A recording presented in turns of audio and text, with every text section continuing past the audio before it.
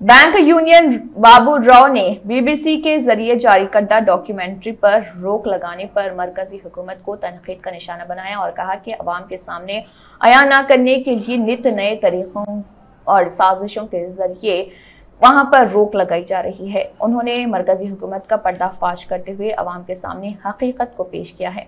आइए जानते हैं बैंक यूनियन बाबू राव ने मजीद क्या कहा।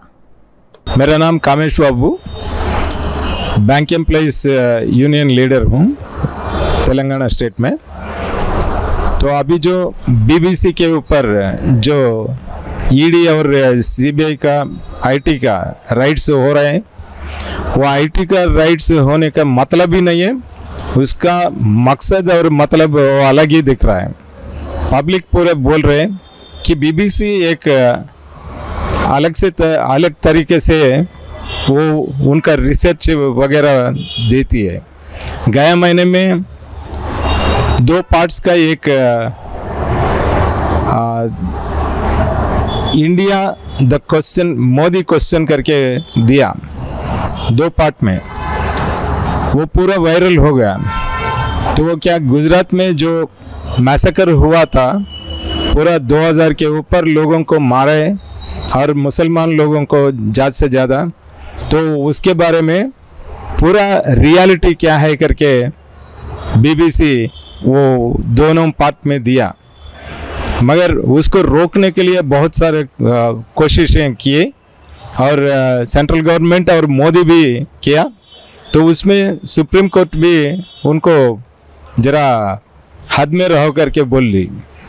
तो फिर भी कल सवेरे 11 बजे को एक ही बार मुंबई में और दिल्ली में जो भी बीबीसी ऑफिसेस है उसके ऊपर रेड किया और उनका लैपटॉप्स भी, वहाँ पर जो भी स्टाफ मिले उनका लैपटॉप्स और ये जो सेलफोन्स वगैरह पूरा कब्जा करके उसको साथ में ले गया। और बीबीसी वाले बोले स्टाफ को जो भी छुट्टी पर है वो घर पे रहें, तो ऑफिस में नहीं आने के लिए बोले। मगर ये करने का क्या मतलब है? तो यहाँ पर फ्रीडम नहीं है, कुछ बोलने के लिए फ्रीडम नहीं दे रहे। और सेंट्रल गवर्नमेंट ऐसा कर रही है, पूरा पेपर और ये जो इलेक्ट्रॉनिक मीडिया वो पूरा उनके हाथ में रखे पब्लिक को पूरा गलत चीज़ें बता रही है। तो अभी आप देखिए, अंबानी के हाथ में 11 चैनल्स चल रही है, न्यूज़ चैनल्स, और अदानी का 15 चैनल्स चल रही है। और एक सूर्य चंद्रा कोई है, वो उनके हाथ में 17 चैनल्स चल रही है। तो उसका मतलब क्या है? तो रियलिटी पब्लिक को मालूम नहीं होना, तो इसीलिए आप जो बोलते वही सुनना, वही रियल करके समझना का। तो वैसा पूरा पब्लिक को भी फुल बना रहे, तो ये नहीं चलता है, ज़्यादा से ज़्यादा नहीं चलेगा। पहला इमरजेंसी में, इंदिरा गांधी के टाइम में इमरजेंसी लागू किया था, तभी भी प्रेस के ऊपर, इलेक्ट्रॉनिक मीडिया के ऊपर ये ऐसे कंडीशंस लागू किया, तो उन्हें भी हार जाना पड़ा। अभी इनका भी वही नतीजा निकलेगा। मगर अभी बीबीसी को टारगेट क्यों किए? इससे पहला एनडीटीवी था, एक ही चैनल पब्लिक को रियल न्यूज़ बता रहा था, उसको वो गलत तरीके से वो कब्जा कर दिया, तो उसका हाथ में ले लिया, अदानी वो परचेज कर दिया। तो उनको भी मालूम नहीं था कि वैसा मार्केट में परचेज हो रहा है करके, वैसा कर दिया। तो अभी बीबीसी के ऊपर ये अटैक हो रहा है, तो आगे क्या होगा वो भी हम देखना पड़ता है।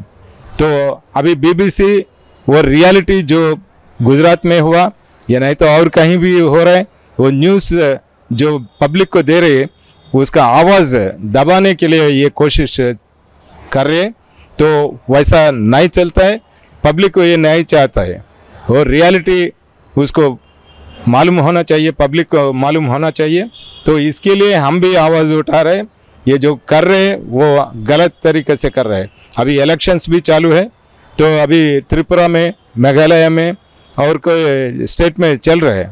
तो वो इलेक्शंस के पहला तो ऐसे किया तो उनको ही नुकसान, समझ रहे कि इससे आवाज़ दबा सकते हैं, मगर इलेक्शंस जहाँ पर हो रही है तो वो पब्लिक भी मालूम करेगा तो ये ऐसा आदमी है और ये गवर्नमेंट भी ऐसा खराब गवर्नमेंट निकला करके तो उनको ही नुकसान होगा करके हम समझते हैं।